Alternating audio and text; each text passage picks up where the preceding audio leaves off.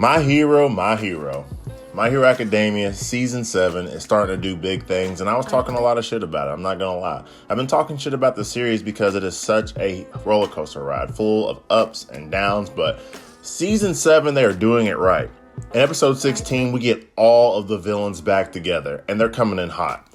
After Master Splinter ruined everyone's day and released Kurogiri, we have been time traveling across Japan. We have Twice, who is currently being inhabited with a mixture of Dabi and Toga. Of course, All For One and the rest of the demons. This is episode 16. Let's get into it. After being sent to the main battlefield with his father, this man Dabi lives in plus ultra mode. His flames are immensely hot, and when confronted with his father, due to All For One's playing, they truly grow hotter and hotter with all the hatred that he has for his dad. I don't know how they keep extending this series finale, but I'm with it. And it's giving me faith back of being My Hero Academia being on the Mount Rushmore of all anime. We are so close with the Deku versus Shigaraki battle, and we know it will be biblical. All For One's plan is coming together very well, and he is trying to get Shigaraki together so they can merge and that youthful body can become one. That way, All For One and Shigaraki will have the ultimate power. Episode 16 was deep, and we get to see All For One's plan, and it is just angelic how he's putting it all together. So, after Endeavor finally does something hard and essentially burns him to a crisp, he activates his reversible age quirk, and it gives him some type of a golden aura. It's almost like a god complex. It reminds me of like a rebirth of All For One. I don't know if there's much other meaning to it, but it looks really cool, and I think he's going to continue to get younger and younger. The big thing on my mind right now is, where is All Might? He's been completely ghost these last few episodes, and I wonder when he's going to make his appearance. Like, I know his flame is completely burnt out and he has passed it on to Deku, but he was still a leader and he still is the number one hero. While he's alive, he's essentially like the Jordan. He may not be active, but he has to give his input, and everybody's still going to look to him. So as we get into episode 18, aka 17, it was a very good episode, and it's S tier. Like, they should have been doing this the entire time. As soon as we get into the battle, we finally have that oh shit moment. The whole reason All For One is obsessed with Sig because he has been grooming him from a young age. Us, being the audience, gets put on the back burner because we only see Shigaraki doing evil shit. Most of it being true, but we finally get to see the other side of Shigaraki. We gotta remember, he was a little kid. So, as a young child, he was being groomed by All For One. He states, while fighting Deku in this battle, that there is a hero and a villain inside of him. This is huge, because we gotta remember, his mom Shimura is a carrier of All For One. She passed it to All Might, which is the best hero of all time. All Might passed it to Deku, and they got the power of all three of them flowing through him in some degree. He mentions that his method is to tell Deku that the only way that he is going to become a good guy is if he destroys everything associated with his home and his past. I think that means his mom. I think that means All Might, and of course, All For One. This is very dark, but true. We often forget this is the side of the Shigaraki we don't get to see. Deku sees this as a breaking point and breaking through to him. This is huge because if it breaks, then it's over with. It's very important. We gotta understand that Shigaraki was supposed to inherit All For One's ability. They were supposed to merge and become one. You gotta remember, his secondary failsafe is to get Kurogiri, who is the successor to All For One. Kurogiri listens to Shigaraki, and he also listens to All For One. But with Shigaraki turning the corner and trying to become his own man, Kurogiri, who's the one who broke him out and transferring everybody left and right, he does not know what to do.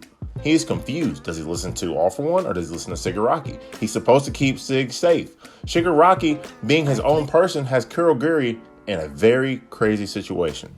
And with that, with him being befuddled, he is essentially short-circuiting because he's supposed to listen to Shigaraki and All For One at the same time. I'm not gonna lie, I did not see that one coming. This is the writing that we needed and wanted the entire time. But don't get it twisted. All For One still has some tricks up his sleeve. I mean, let's not forget, he went toe-to-toe with All Might. He plans on using a quirk to force Shigaraki into submission and take over his body. With that being said, he is doing the dance and he is flying away from the battlefield to get to Shigaraki as fast as he can. But you know what? These heroes never give up, and we get hit with a super throwback. I think it was season 1 or season 2, but we get hit with the Hero's Corpse and my main man Ganga. This was so cool and an extra throwback. He comes out of nowhere controlling the elements. And first, we think it's in All For One's favor, but he shows his face and the rest of the Hero Corps come up, and this scene is epic. We have Ganga, Hawks, Tokiyami with his quirk, the Black Abyss. I'm not gonna lie, I always thought that Tokiyami was very weak and just a pure support character, but when these big threes get together, oh my gosh, they hit All For One with some Iron Mike Tyson lefts and rights. I stood up off my seat.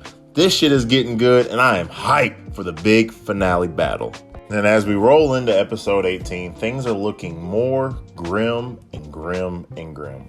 You gotta remember, with essentially endless quirks, All For One goes through another youthful phase. It seems every iteration he is losing his historical knowledge and calmness and becomes more radical and more impulsive. With that, he is way stronger, and he even says once he gives into the quirk, he can use it a lot more efficient.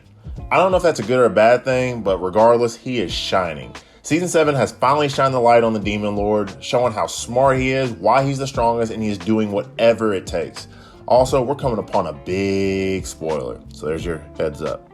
As the Demon Lord is doing Demon Lord things, the entire time the heroes are playing a very smart game. They are keeping at a distance. One thing that him and Tomura have in common is they can take other people's powers.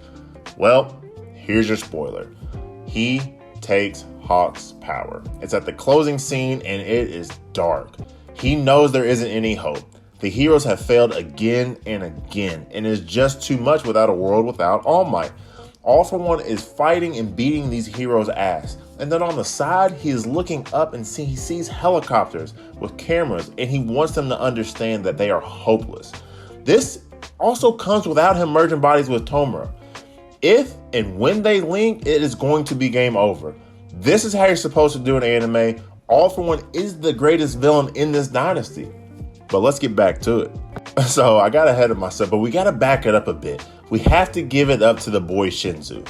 He got control of Gigamatsu, who was another pawn in All For One's checkboard. He had him, Kirogiri, all right? But using the power that he learned from Aizawa, we understand that if he did not brainwash and get control of Gigamatsu, it would have been over. Without that, we'd have been balls deep into some shit. Now, we are not in the clear, and we are still in a puddle of shit, but it's better than a bathtub of it. At one point, Shinzu, Gigamachi, Giganta, and Hawks were all fighting one for all, aka All For One. And guess what? We're still losing. That is a master class of heroes, but All For One is just too strong. Again, kudos to season 7. It goes to show how strong that All For One is. Built up over 7 seasons. We're going back 6 years to 2018, and they are doing it right. Season 7 is based around the villains, and especially All For One. I am waiting. I can't wait for the end of this. That's the review, but for some reason, I have a hunch that they're going to have to kill off All Might. I know that's crazy. I haven't read the manga, but it's the only way. All Might's flame has to go out and he has to die. He has been entirely too MIA and we're forgetting about him. They're going to have to do an old-fashioned Guardian, Halo 3 style 2v2. Deku and All Might versus All For One and Shigaraki. That's just a prediction. But tell me if you're caught up all the way on My Hero Academia. Don't forget to like and subscribe. Comment below and tell me what you think is going to happen. I'm glad they finally turned this anime around. See y'all in the next review.